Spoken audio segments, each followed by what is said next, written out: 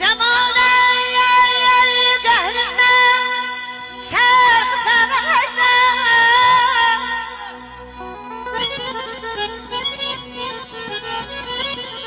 Zamane qəhrindən çərx fələkdən Məni yaradana şikayətim var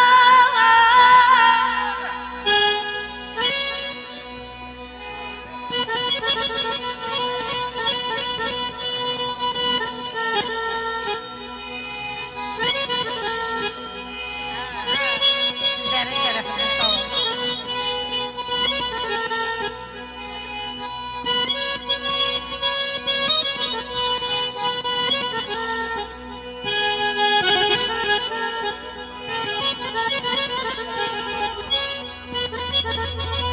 Sağ feleğe bil ki senin elinden O Şah Merdane şikayetin var Aman aman aman aman aman aman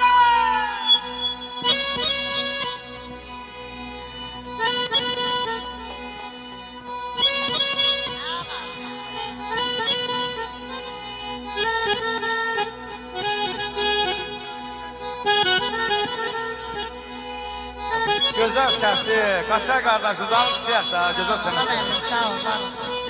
Ay maşallah. Ay dünyam ne şirin sayan senin adını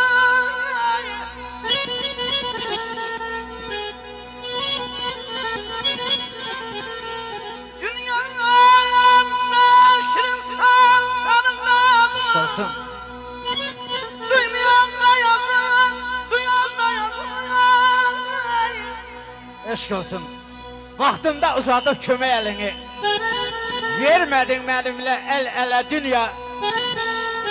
Nəyimə gərəkdi vaxtı keçəndə göydən qızıl yağdır. Ləl-ələ dünya. Yolsuz yoxuşlarda yordum dizləri, ahımla qurutdum göy dənizləri. Qaldı kürəyimdə kəndir izləri, dərdi dərd üstündən şələlə dünya. Dərdi dərd üstündən şələlə dünya. Acı yel üstümdən dostlar əsdikcə əsdi. Yağan qar yolumu bağladı, kəsdi. Gəl məni bu qədər yandırma bəsdi, mən ki nəkərəməm. Nə lələ dünya, nə lələ dünya. Var olun. Kızıl gül